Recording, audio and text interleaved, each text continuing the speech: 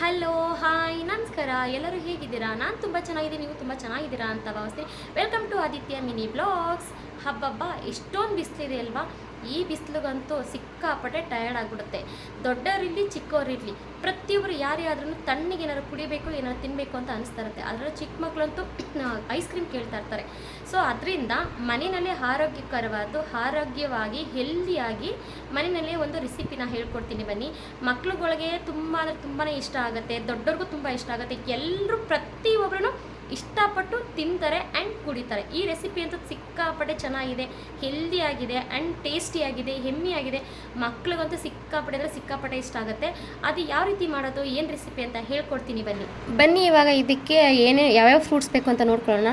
ಮೊದಲನೇದಾಗಿ ಸ್ಟ್ರಾಬೆರಿ ತೊಗೊಂಡಿದ್ದೀನಿ, 1 ಕಪ್ಪು ದಾಳಿಂಬೆಹಣ್ಣು ತೊಗೊಂಡಿದ್ದೀನಿ, 1 ಕಪ್ಪು ಆರೆಂಜ್ ತೊಗೊಂಡಿದ್ದೀನಿ, 1 ಕಪ್ಪು ಬನಾನಾ ತೊಗೊಂಡಿದ್ದೀನಿ, 1 ಕಪ್ಪು ಗ್ರೀನ್ ದ್ರಾಕ್ಷಿ, 1 ಕಪ್ಪು ಆ್ಯಪಲ್ಲು, 1 ಕಪ್ಪು ಬ್ಲ್ಯಾಕ್ ದ್ರಾಕ್ಷಿ ಮತ್ತು ಕಸ್ಟರ್ಡ್ ಪೌಡ್ರು 2 ಸ್ಪೂನು.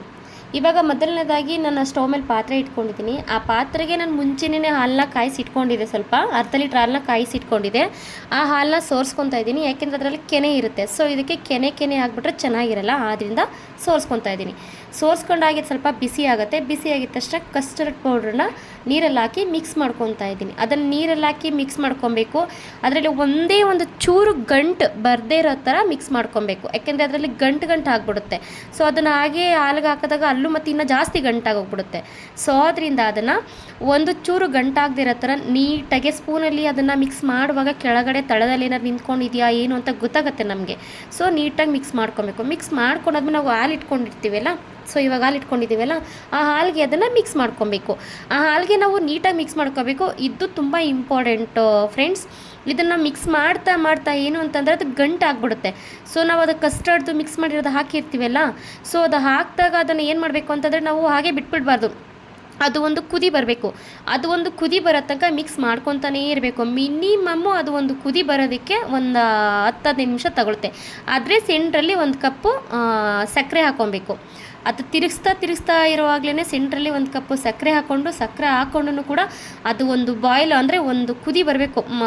ಒಂದು ಮಳ್ಳಬೇಕು ಅಂತಾರಲ್ಲ, ಆ ರೀತಿ ಕುದಿ ಬರಬೇಕು, ಚೆನ್ನಾಗಿ ಕುದಿಬೇಕು. ಕುದಿಯೋ ತನಕ ಕೈ ಬಿಡದೇ ಇರೋ ಥರ ಅದನ್ನು ತಿರುಗಿಸ್ತಾ ಇರಬೇಕು, ಮಿಕ್ಸ್ ಮಾಡ್ತಾ ಇರಬೇಕು. ಮಿಕ್ಸ್ ಮಾಡ್ತಾ ನಿಮಗೆ ಗೊತ್ತಾಗ್ಬಿಡುತ್ತೆ ಅದರಲ್ಲಿ ಏನಾಗುತ್ತೆ, ಅದು ಗಟ್ಟಿ ಇದೆಯಾ ತೆಳ್ಳಗಿದೆಯಾ ಅಂತ ಗೊತ್ತಾಗೋಗ್ಬಿಡುತ್ತೆ. ಸೊ ಚೆನ್ನಾಗಿ ಮಿಕ್ಸ್ ಮಾಡಿ ಫೈನಲಿ ಫುಲ್ಲು ಕುದಿ ಬರ್ತಾ ಇದೆ. ಇವಾಗ ಕುದಿ ಬಂದಿದೆ. ಸೊ ಕುದ್ದಾದ್ಮೇಲೆ ಅದನ್ನು ಹಾರಾಗಿ ಬಿಡಬೇಕು, ತಣ್ಣಗಾಗಬೇಕು. ಅದು ತಣ್ಣಗಾಗಬೇಕು ಅಂತಂದರೆ ನಾನು ತೊಗೊಂಡು ಬಂದು ಸೈಡಲ್ಲಿ ಇಟ್ಕೊಂಡಿದ್ದೀನಿ, ಫ್ಯಾನ್ ಹಾಕ್ಕೊಂಡು ಅದನ್ನು ನೀಟಾಗಿ ತಿರುಗಿಸ್ಕೊತಾ ಇದ್ದೀನಿ. ಆ ಸ್ಪೂನಲ್ಲಿ ಮಿಕ್ಸ್ ಮಾಡ್ಕೊತಾ ಇದ್ದೀನಿ. ಅದು ಫುಲ್ಲು ತಣ್ಣಗಾಗತಕ್ಕ ಮಿಕ್ಸ್ ಮಾಡ್ಕೊಬೇಕು. ಫೈನಲಿ ತಣ್ಣಗಾಗಿದೆ. ಇವಾಗ ನಾನು ಆಗಲೇ ಹೇಳಿದ್ನಲ್ಲ, ಹಣ್ಣುಗಳೆಲ್ಲನೂ ಹಾಕೋಣ ಬನ್ನಿ, ಓಕೆನಾ? ಫುಲ್ಲು ತಣ್ಣಗಾಗಿದೆ. ಇವಾಗ ನಾನು ಇದಕ್ಕೆ ಒಂದೊಂದೇ ಹಣ್ಣನ್ನು ಸೇರಿಸ್ತಾ ಹೋಗ್ತೀನಿ. ಒಂದೊಂದೇ ಹಣ್ಣನ್ನ ಸೇರಿಸಿ ಮಿಕ್ಸ್ ಮಾಡ್ಕೊತೀನಿ. ಬಟ್ ತುಂಬಾ ಹೆಲ್ದಿ ಫುಡ್ ಇದು, ಹೆಲ್ದಿ ಡ್ರಿಂಕ್, ಓಕೆನಾ? ಮೊದಲನೇದಾಗಿ ನಾನು ಬ್ಲ್ಯಾಕ್ ದ್ರಾಕ್ಷಿ ಹಾಕ್ಕೊತಾ ಇದ್ದೀನಿ.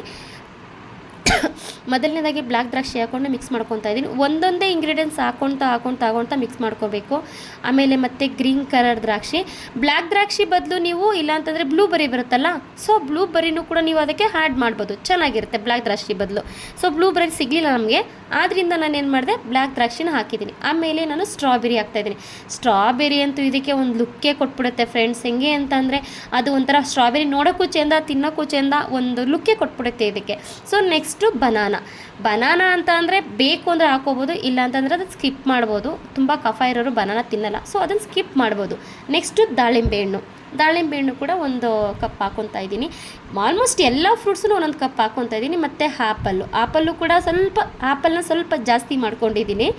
ಫೈನಲಿ ಲಾಸ್ಟಲ್ಲಿ ಆರೆಂಜ್ ಹಾಕೊಂಡಿದ್ದೀನಿ. ಈ ಆರೆಂಜ್ ಬಂದು ಸಣ್ಣದು ಬರುತ್ತಲ್ಲ ಆರೆಂಜು, ಸೊ ತುಂಬ ಸ್ವೀಟ್ ಇರುತ್ತೆ, ಅದನ್ನು ಹಾಕ್ಕೊಂಡಿದ್ದೀನಿ. ಇದನ್ನು ಚೆನ್ನಾಗಿ ಮಿಕ್ಸ್ ಮಾಡ್ಕೊಬೇಕು. ಇವಾಗ ಫುಲ್ಲು ನೀಟಾಗಿ ಮಿಕ್ಸ್ ಮಾಡ್ಕೊಂಡಾದ್ಮೇಲೆ ಅಂದರೆ ತುಂಬ ಇದ್ರ ಥರ ಮಿಕ್ಸ್ ಮಾಡೋದು ಬೇಡ, ನೀಟಾಗಿ ಮಿಕ್ಸ್ ಮಾಡಿಕೊಂಡ್ರೆ ಸಾಕು. ನಾರ್ಮಲಾಗಿ ನಿಧಾನಕ್ಕೆ ಮಿಕ್ಸ್ ಮಾಡಿಕೊಂಡು 1 ಅವರ್ ಫ್ರೀಝರಲ್ಲಿ ಇಟ್ಬಿಡೋಣ. 1 ಅವರ್ ಫ್ರೀಝಲ್ಲಿ ಇಟ್ಮೇಲೆ ಚೆನ್ನಾಗಾಗುತ್ತೆ. ಈಗ ನೋಡಿ ಅವು ಫೈನಲಿ ಹೇಗಿದೆ, 1 ಅವರ್ ಫ್ರೀಝರಲ್ಲಿ ಇಟ್ಟಿದ್ದೀನಿ. ಸೊ ಅಂದರೆ ನಾನು ಫ್ರಿಜ್ಜಲ್ಲಿ ಇರಲಿಲ್ಲ, ಫ್ರೀಝರಲ್ಲಿ ಇಟ್ಟೆ, ಯಾಕೆಂದರೆ ನಮ್ಮ ಮಕ್ಕಳು ಬೇಗ ಬೇಕು ಅಂತ ಹೇಳ್ತಾಯಿದ್ರು ಅಂತೇಳಿ ಫ್ರೀಝರಲ್ಲಿ ಇಟ್ಟಿದೆ. ನೋಡಿ ಎಷ್ಟು ಚೆನ್ನಾಗಿದೆ, ಎಷ್ಟು ಚೆನ್ನಾಗಿ ಬಂದಿದೆ. ಮತ್ತು ಕಲರ್ಫುಲ್ಲಾಗಿ ಆ ಸ್ಟ್ರಾಬೆರಿ ಇರ್ಬೋದು, ದಾಳಿಂಬೆ ಇರ್ಬೋದು, ಅಷ್ಟು ಅಂದರೆ ಅಷ್ಟು ಚೆನ್ನಾಗಿದೆ ಅದು. ಅದನ್ನ ಇವಾಗ ಬಟ್ಟಲಲ್ಲಿ ಹಾಕಿ ಸರ್ವ್ ಮಾಡ್ತಾ ಇದ್ದೀನಿ. ಯಾಕೆಂದರೆ ಮಕ್ಕಳು ಅಂತಂದರೆ ತುಂಬ ಇವತ್ತು ಮಧ್ಯಾಹ್ನನೇ ಸ್ಕೂಲಿಂದ ಬಂದುಬಿಟ್ಟಿದ್ದಾವೆ. ಸೊ ಆದ್ದರಿಂದ ಮಕ್ಕಳು ಕಾಯ್ತವೆ, ವೆಯ್ಟ್ ಮಾಡ್ತವೆ, ಅವ್ರುಗಳಿಗೋಸ್ಕರ ಅಂತ ರೆಡಿ ಮಾಡ್ತಾಯಿದ್ದೀನಿ. ಆ್ಯಂಡ್ ಇದನ್ನು ಗಟ್ಟಿಯಾಗೂ ಮಾಡ್ಕೋಬೋದು, ತೆಳ್ಳಗೂ ಮಾಡ್ಕೋಬೋದು ಗೈಸ್. ನೋಡಿ ಫೈನಲಿ ಹೀಗಿದೆ. ಮತ್ತು ಫೈನಲಿ ಎಲ್ಲರಿಗೂ ಹಾಕ್ಕೊಟ್ಟು ಸರ್ವ್ ಮಾಡಿದೆ. ತುಂಬ ಚೆನ್ನಾಗಿದೆ. ಮತ್ತು ನೀವು ಒಂದ್ಸಲ ಟ್ರೈ ಮಾಡಿ, ನಿಮ್ಮ ಮನೆಗೆ ಯಾರು ಗೆಸ್ಟ್ ಬಂದಾಗ ಟ್ರೈ ಮಾಡಿ. ನೀವು ಒಂದ್ಸಲ ಟ್ರೈ ಮಾಡಿ ಹೇಗಿತ್ತು ಅಂತ, ಇವತ್ತಿನ ವಿಡಿಯೋ ಹೇಗಿತ್ತು ಅಂತ ನನ್ನ ಕಮೆಂಟ್ ಬಾಕ್ಸಲ್ಲಿ ಬಂದು ಕಮೆಂಟ್ ತಿಳಿಸಿ. ಇವತ್ತಿನ ವಿಡಿಯೋ ನಿಮಗೆಲ್ಲರಿಗೂ ಇಷ್ಟ ಆಗಿದರೆ ಲೈಕ್ ಮಾಡಿ, ಶೇರ್ ಮಾಡಿ, ಸಬ್ಸ್ಕ್ರೈಬ್ ಆಗಿ. Thank you so much. Thank you. Watch the video.